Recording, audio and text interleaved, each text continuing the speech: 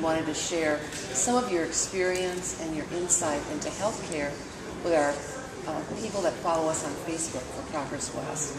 Can you just recap a little bit about what brought you to this place in your life? Wow, that's a long question. What brought me to the place that I am is when I was a freshman in college, my friends and I were going home from a St. Louis Blues hockey game, and we were struck broadside by a drunk driver.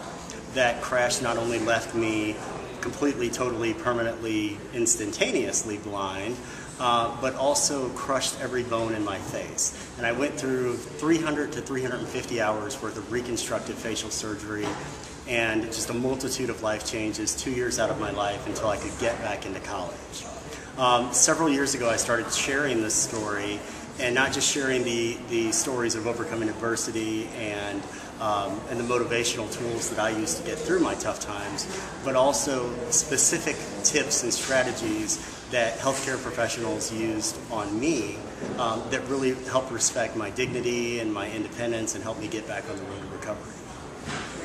Well, Marcus, as I heard your story, I felt certainly the sadness and the devastation that you experienced at that time as it came through your story. What I felt very proud about is that Barnes Hospital was the hospital you were taken to, and that you credit Barnes Hospital with saving your life. Barnes definitely saved my life. There's no two ways about that. I am so lucky that the crash that occurred was only about 3 miles away from Big Barnes, and when the paramedic crew knew how badly I was hurt, that was the first hospital that they took me to. That's where I spent all of my recovery time, and I actually still have some doctors through Big Barnes. Well, that makes us very proud at Progress West because we're part of that system. Absolutely. And we're glad that Barnes was there for you. Good. If you could highlight some of the things that helped in terms of the nursing care that you received. You mentioned so many in the time we've spent together. If you could just give us one or two, that would be wonderful to hear again. I think so often that patients like me go into a hospital scenario or any kind of clinic setting a little scared and intimidated, because even though it's the healthcare professional's workplace, going to a doctor or into a hospital, I get scared. It's a place of uncertainty for me, and potentially even a place of pain.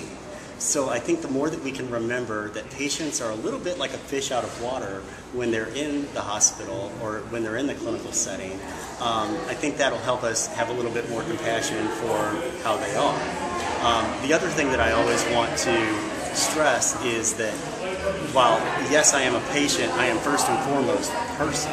And if I am a person, treat me like a person, not like a patient.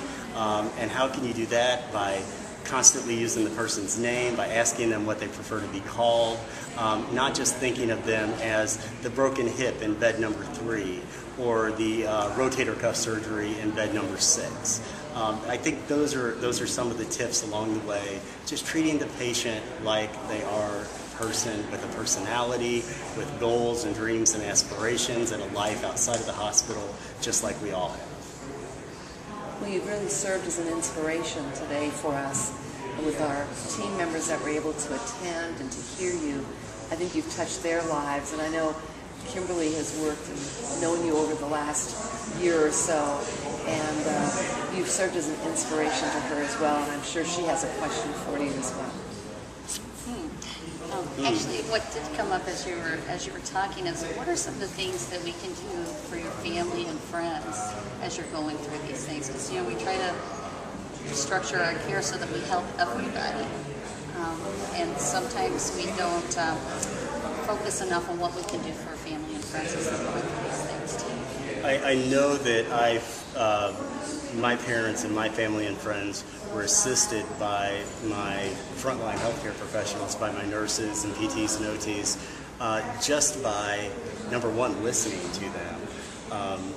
I think realizing that the patient in that bed is loved by their family members, and if a family member starts to question the way that the caregiver does their job, if they start to demand some answers from the caregiver, please realize that that is coming from a place of love.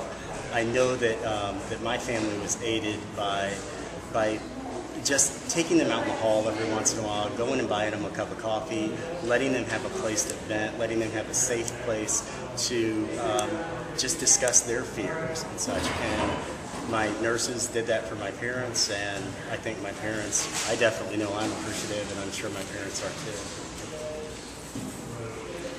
Marcus, is there anything else in terms of closing comments that you would like to share with us? Or I know you have some books that we've all enjoyed reading, and it's been inspirational to us to remind us why we're in healthcare on a daily basis. I heard a little rumor there might be a little movie floating around out there. Well, first of all, I'd like to say thank you to Progress West for bringing me in. Just to have that kind of culture of compassion within the hospital just speaks volumes. It just speaks volumes. This is the kind of place that I would want to be a patient. Let's hope I don't have to be a patient anytime soon, but if I do, no, you don't want me? All right, good. But yes, and everyone has been so welcoming to me and so gracious, and just such a great group of people. But if anybody wants to get a hold of me, Facebook is a great way. Through the books, my website is just my name. It's marcusengel.com. And based on one of the chapters of my autobiography, there was a short film that was made. That film is called The Drop, and you can see it for free at thedropmovie.com. Wonderful. Well, thank you, Marcus. You've served as an inspiration to all of us, and we will linger on your words for a very long time. Good. Thank you. And happy Hospitals Week, and happy Nurses Week, and happy life. Thanks.